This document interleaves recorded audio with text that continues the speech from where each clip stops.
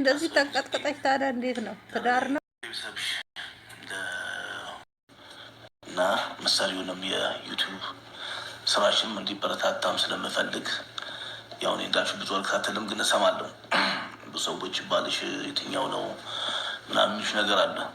ስለዚህ ያንቺንም ኦዲየንሶችንም በጣም አከብራለሁ። ስለዚህ ጠኛ ነኝ ጽጌ ይሄን ሰውዬ እዛ የመጣችሁ ፕራንክ ነው።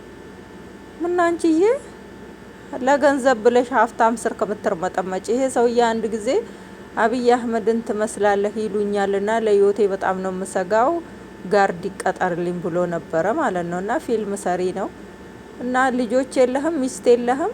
አሁን እሷ ራሱ እንደዚህ ተንቀጥቅጣ እንዴት ነው አንድ ጣራ ስራ አብራ የምትኖረው? የማታውቂውን ሰው የማትወጁ የማትፈልጊውን በቤተሰብ ተገትተሽ ከምታገቢ በራስሽ ኮንፊደንስ የፈለሽውን አግብተሽ ብትኖር ይሻላል። ያው ዳኒ ህይወቱ ሁሉ ቀልድ ስለሆነ ዳኒን ብታገቢም ዳኒ እድሜ ልኩን እየቀለደ ስኳር በሽተኛ ነው የሚያረግሽ። ግን ለህይወትሽ ዋጋ ስጪ። አሰላሙ አለይኩም ወራህመቱላሂ ወበረካቱ። እንደውም የሌላ እምነት ተከታይ ሰላም እንዲናችሁ የምወዳችሁ የማከብራችሁ ስለምታበረታቱኝ ጀዛከላ ኸይር። ቪዲዮን እስከ መጨረሻው 6 ደቂቃ ማይሞላም ወዳችኋለሁ። ዛሬ እንግዲህ ጽጌና ዳኒና ሰውየውን እየመጥቻለሁና እስቲ የእናንተ አስተያየት። ሰውየው ከሶሻል ሚዲያ ብዙም አይደለም ተብሏል፣ ግን ያው ይመስላል ሶሻል ሚዲያ የሚሰራ ሰውዬ እንዴት ነው? ከሶሻል ሚዲያ ብዙም አልከታተልም ምናምን እና ካሁኑ እንግዲህ ማስጠንቀቂያ እየሰጣት ነው። ስልክ ከበፊቱ ቀነስ አድርጊ ብሏታልና የሰውዬ ቃስ ብሎ ከሶሻል ሚዲያ ሊያስወጣት ነው። እና ማንኛውም ሰው እጁ እስከሚያስገባ ድረስ ይላል። እና ይሄ ሰውዬ አስተያየቱ ራሱ በጣም ነው የሚያስፈራው። እና ሚስት ይኖረዋል፣ ልጅ ይኖረዋል፣ ታዋቂ አርቲስት ነው። ያው ወደ እኛ ስለማናቀው ነው እንጂ ፊልም ሰሪ ነው። እና እንደዚህ አይነት ሰው እስካሁን ያለ ሚስት ስንትና ስንት ሴት ቆርጥሞ አተረማምሶ የመጣ ሰው ነውና ጸጌ በጣም ምርጫ ላይ ጎበዝ አይደለሽም፣ ደህና አልመረጥሽም። እና ገና ለገና ዳኒን አጦዘዋለሁ ዳኒን አበሳጨዋለሁ ብለሽ የማይሆን ህይወት ውስጥ አትግቢ። ነገ የሚቆጭሽ ነገ የሚጸጽትሽን ነገር አታድርጊ።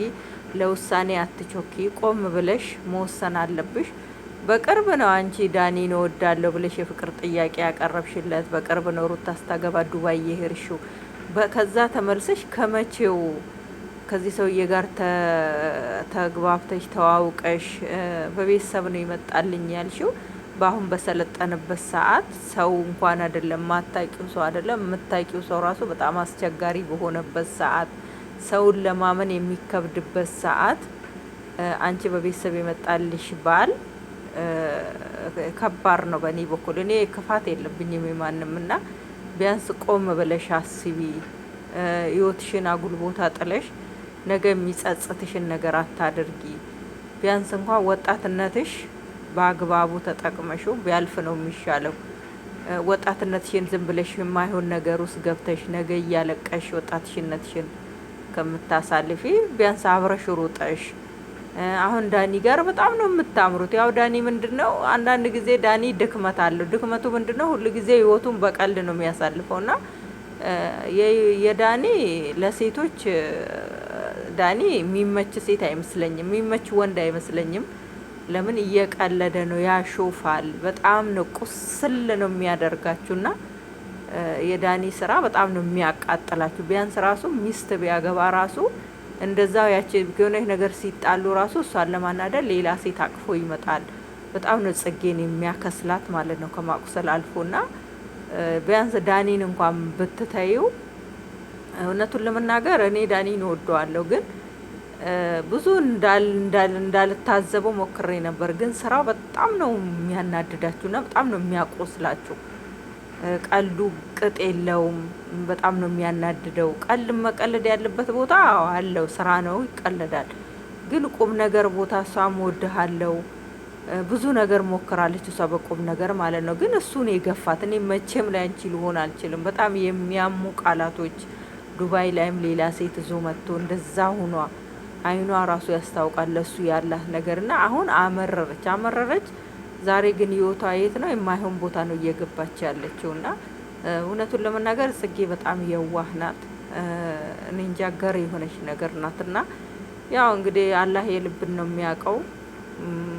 የልብሽን አስቦ ደግሞ አላህ ጥሩ ቦታ ይጣልሽ። ግን ይሄ አርቲስት ምናምን የሚሉት ቅራቅንቦ ላይ ግን ባትገቢ ጥሩ ነው የምለው እኔ። ቢያንስ ከአንቺ ጋር ከዜሮ ጀምረሽ ሰርተሽ የምትለወጭ የምታድጊ ነው የሚሻለው እንጂ ይሄ የሽማግሌ ሀብታም ላይ ገብተሽ የሰው ኑሮ፣ የሰው ትዳር፣ የሰው ከኋላ ጀርባውን የምታውቂው ነገር የለም። እና አንቺ ከገባሽ በኋላ ብዙ ጣጣዎች፣ ብዙ ነገሮች ሊመጡ ስለሚችል እንደዚህ ያን ነገር ራስሽን ብታረቂ ጥሩ ነው። ባለሽበት አላህ ይጠብቅሽ። እወዳቸዋለሁ።